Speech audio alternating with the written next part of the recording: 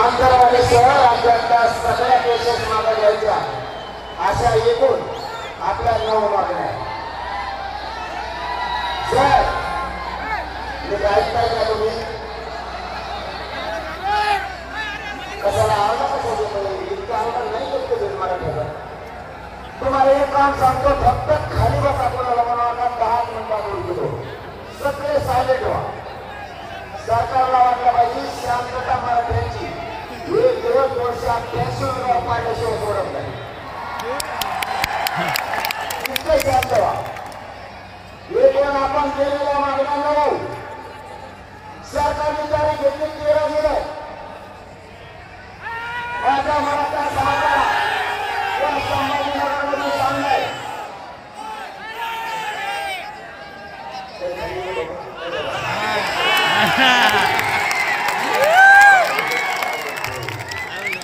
इकडे ते लांब पण इकडे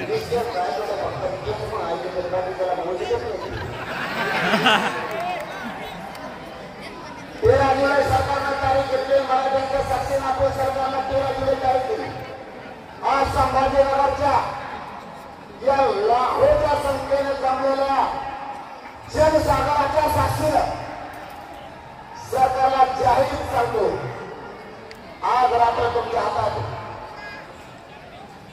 तुम्ही ठरलेल्या 9 मागण्या याची अंमलबजावणी करायची बार बार मागण्यावर बोलायला वेळ घालत नाही कारण माझा मायबाप समाज सकाळपासून रस्त्यावर यायची जाणीव मला ठेवावी लागणार मी आजची रात सरकारच्या हातात आज पहिल्या टप्प्यातला समारोप येऊन 5 टप्प्यात राज्यात सगळ्या मराठ्यांना विश्वासात घेतल्याशिवाय निर्णय घ्यायचा नाही हा आपला कल आहे आणि सगळ्या मराठ्यांना विश्वासात घेतलंय म्हणूनच मराठी आतापर्यंत 3 करोड आरक्षणात गेले आणि मुलींना पण मोफत शिक्षण मिळाले मी एकदम महत्वाच्या विषयाला आज आपल्याला आहे कारण बार बार लय बोलून आता वेळ घ्यायला तुम्ही जमलं एक 10-15 मिनिटं बोलू का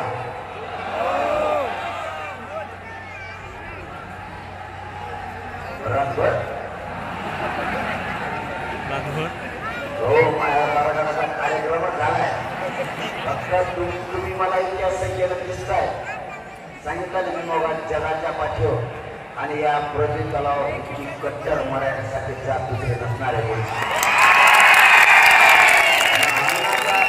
अन्नाचा विचार केला ना पाण्याचा विचार केला एकदा मी सरकारला सांगितलं होतं मराठी जातीची भेटणार आहे गेले जर एकदा मनावर घेतलं ना मुळात 400 रुपये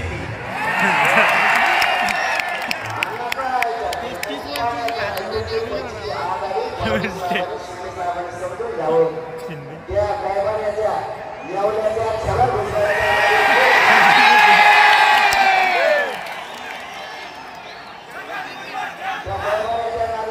तुमच्या सगळे पक्ष सत्ता पेपर त्याच्यामुळे त्याच्या नादी लागू नका आपले आणखी 2-4 टप्पे आपल्याला तातडीने आता उठायचे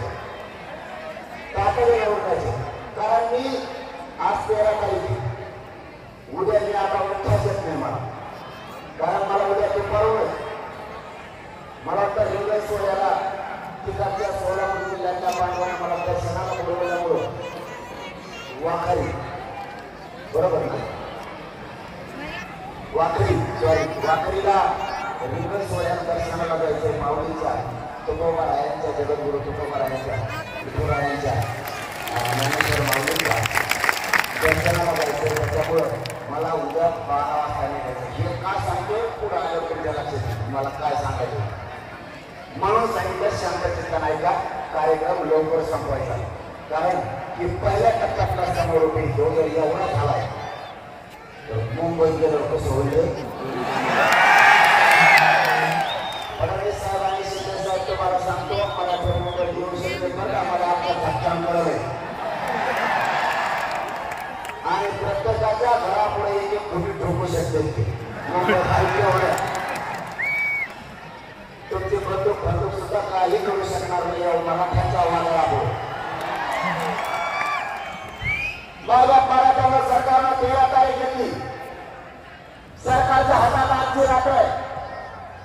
सरकारनं माझ्या मराठ्यांचा अंत नाही बघायचा.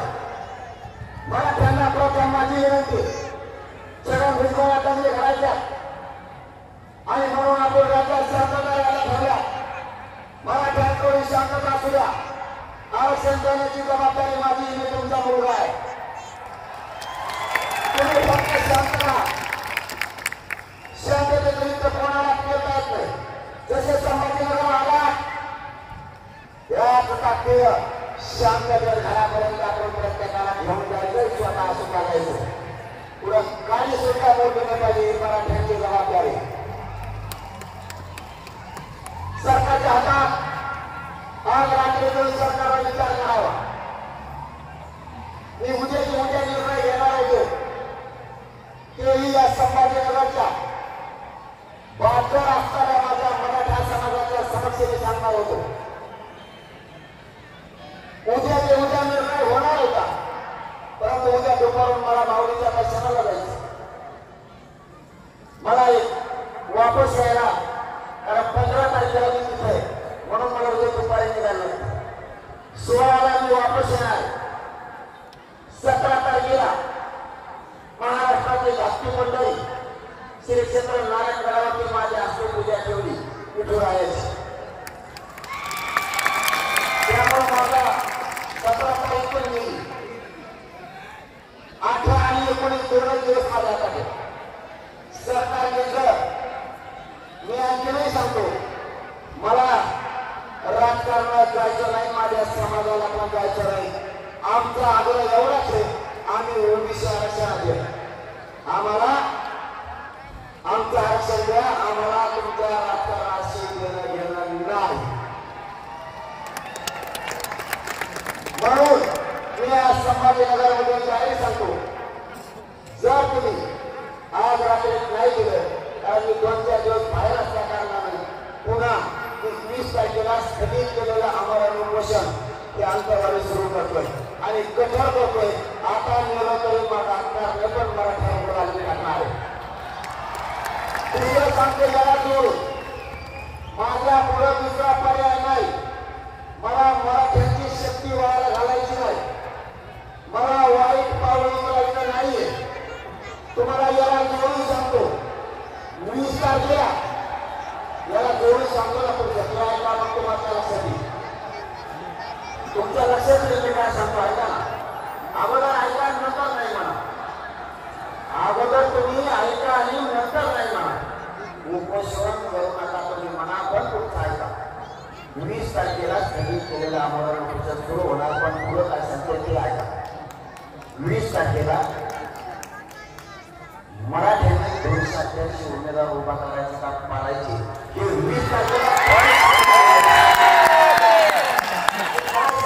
आधी सविस्तर ऐका. नंतर तुमचा तुम्ही नाही म्हणलेले तुमच्या शब्दाच्या पुढे जात पण आधी व्यवस्थित ऐका.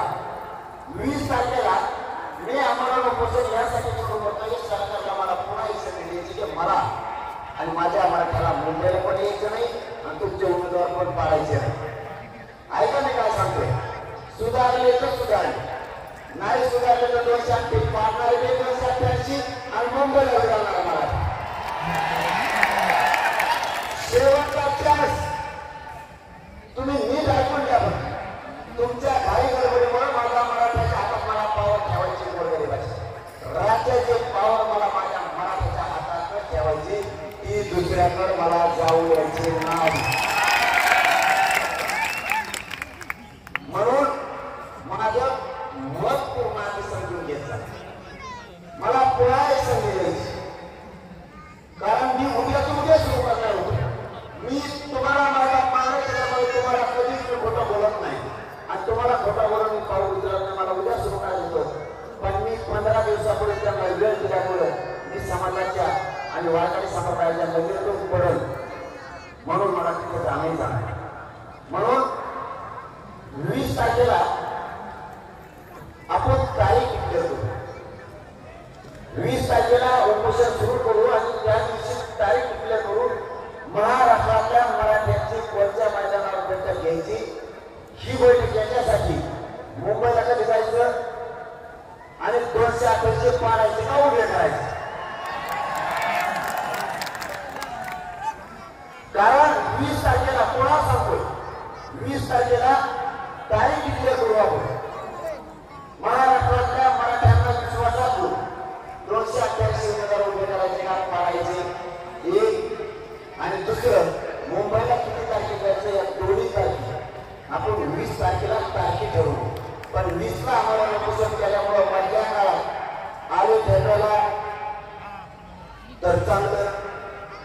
त्यांनी जर या संभाजीनगरच्या मराठीचा बोध घेतला हे जर युद्ध सकाळी 11 वाजता सुरू झाली ही जाहीर किती वाजले सगळं गोंधळ आवड लागत या.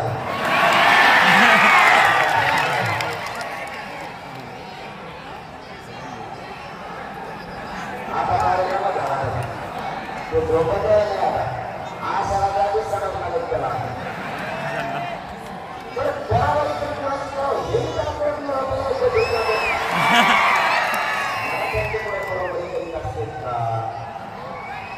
अरे बाबा पण ये ते हालत आहे का सगळं भुजबळ आणणार कोणतरी इमानाने हेलिकॉप्टर का टाकायला हालत होतो मराठी सकाळपासून शेतकरी आला नाही. आणि मग एक दिलं आम्हाला कोणता करता तुम्हाला कोणाच्या मला होती. कारण तुम्हीच माझ्या मायबाप तुम्ही काय सुरुवात केला की माझ्या अंगात हत्तीचं काय 10-20 वर्ष हत्तीचं बळ करतोय ते कोणाला मोजूनच नाही तुमच्याकडून. माझा पण फक्त समजून घेतला मी जे पाऊल उचलतो ते तुमच्या हितात उचलतो. मी आडमुठा नाही. माझ्या जागेवर दुसऱ्या जागेचा नेता असताना एवढी पब्लिक म्हणल्यावर एका दिवसात ठिकाणा केला समजून घ्या. मी काय सांगतो आधी नुसतं बोलायला कळू नका. मला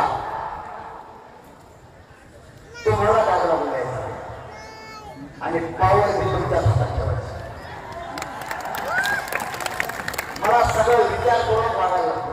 इतकी पब्लिक मराठवाड्यात जमली नुसता मराठवाडा जरी बाहेर निघाला ना मुंबईच्या 8च्या लोकांना मुंबई सोडायला लागलो.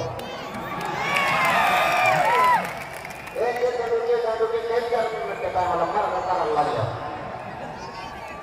पण मला खूप जबाबदारी माझ्या मराठ्याला कुणी त्याग लावले म्हणून 2 संख्या दिल्या.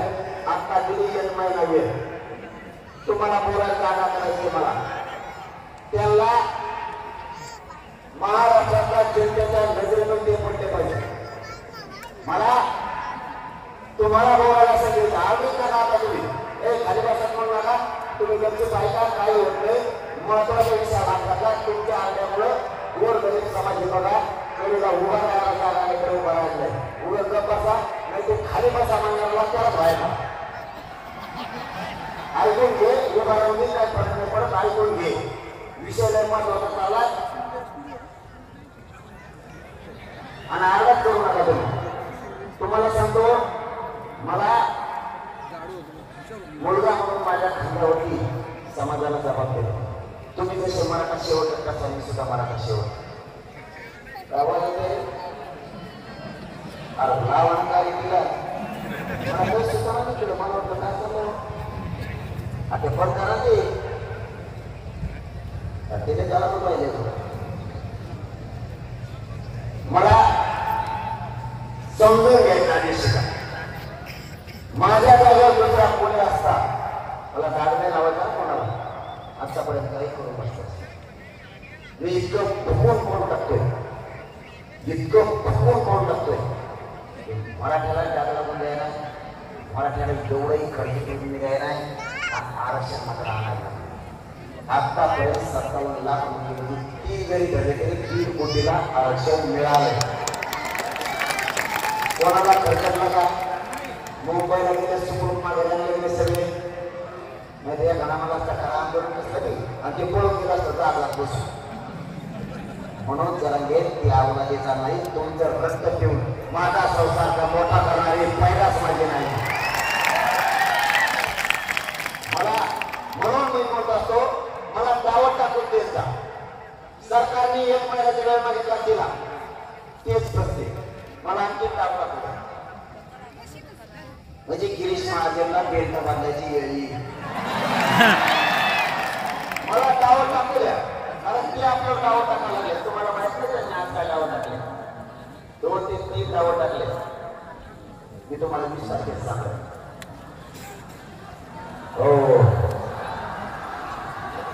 ते थोडे सांगण्यासारखे नाहीत म्हणून का कारण जे संभाजीनगर मध्ये कधीच शक्य नाही ते आज सरकारनं करून घेतलं. संभाजीनगर मध्ये ती गोष्ट शक्य नाही या आंदोलनामध्ये तर ही गोष्ट